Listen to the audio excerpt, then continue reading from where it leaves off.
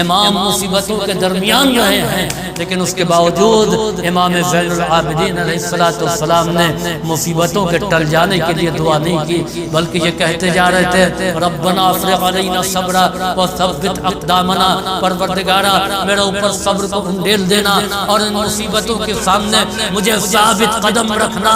خیمے جلتے رہے، امام ثابت قدم رہے، باپ کا لاشا پامال ہوتا رہا، امام ثابت قدم رہے، باپ کو بے گور و کفن دیکھا، امام ثابت قدم رہے، باپ کا سر نو کے نیزہ پر دیکھا، امام نے صبر کیا، ارباب عزا ماؤں اور بہنوں کو برہنہ سر دیکھا، امام نے صبر کیا، امام قید سے رہا ہو کر کے آئے، 35 سال تک گریہ کرتے رہے، 35 سال تک بارگاہ پروردگار میں دعا کرتے رہے، امام روتے روتے امام نے گزار دیا، اور کس طریقے سے انقلاب لے کر کے آئے، کس طریقے سے مجلس عزا کو منعقد کیا۔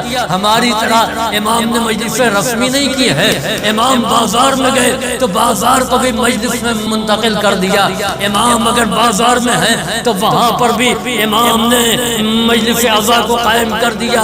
امام بھرے ہوئے بازار سے گزر رہے تھے، دکانیں سجی ہوئی تھی، ایک پردیسی تھا، ایک اجنبی تھا، وہ کہتا ارحمو ارحمونی ارحمونی، میرے اوپر رحم کرو، میرے اوپر رحم کرو، انی رجل غریبون، میں ایک مسافر ہوں، میں ایک آوارہ وطن ہوں، میں ایک اجنبی ہوں، میری مدد کرو۔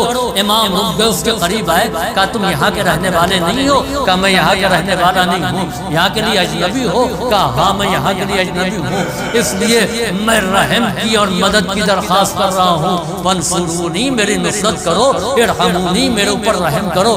امام نے کہا اچھا یہ بتاؤ کہ اگر اچانک اس بھرے ہوئے بازار میں تم کو موت آ جائے تو کیا تم کو یقین ہے کہ تم کو کفن مل جائے گا، تم کو لوگ دفن کر دیں گے، نماز جنازہ پڑھ دیں گے، کیا تم کو اس کے لیے کوئی خدشہ نہیں ہے؟ اس نے کہا مجھے پورا اطمینان ہے، میں اس کے لیے نہ وصیت کروں گا نہ کسی سے کہوں گا۔ کہا کیوں اطمینان ہے؟ کہا میں مسلمان، یہ مسلمانوں کی بستی ہے اور ہر زندہ مسلمان پر واجب ہے کہ مرنے والے مسلمان کو غسل بھی دے، کفن بھی پہنائے اور دفن بھی کرے۔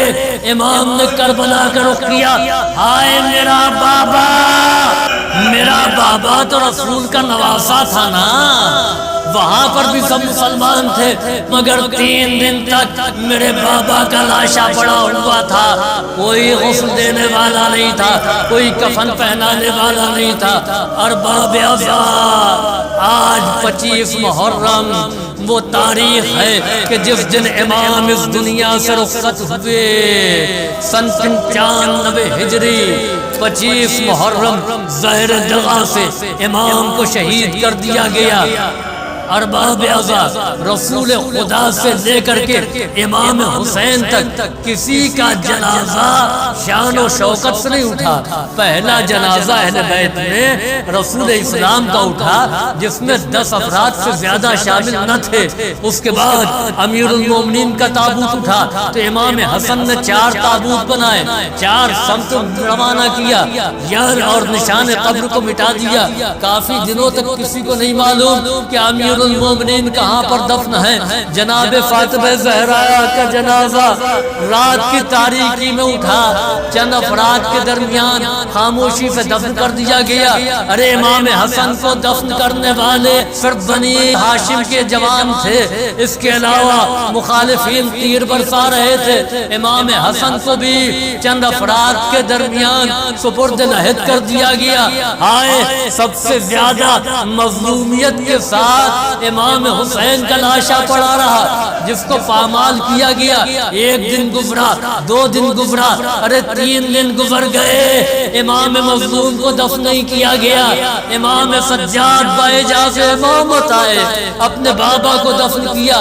اب امام سجاد کا جنازہ جو اٹھا ہے تو مدینے کے در و دیوار سے رونے کی آوازیں آ رہی تھی۔ ارے ہر طرف مجمع تھا، ہر طرف ہجوم تھا۔ میں کہوں گا اے مولا، آپ کا جنازہ اٹھانے والے اتنے افراد ہیں، میں کہوں گا امام محمد باقر سے، آقا آپ کو منظر یاد ہوگا کہ جب آپ کے بابا کے سامنے آپ کے جد کا جنازہ پڑا ہوا تھا اور آپ کے بابا یہ کہہ رہے تھے کہ ہائے عجز بے کسی و مظلومی کہ میں اپنے باپ کو دفن نہیں کر سکتا، اور باب ازا عجب نہیں امام سجاد کی روح آواز دے، اے بابا میں آپ کی روح سے شرمندہ ہوں کہ میرا تابوت اٹھانے والے ہزاروں افراد ہیں، آپ کا جنازہ اٹھانے والا کوئی نہیں تھا۔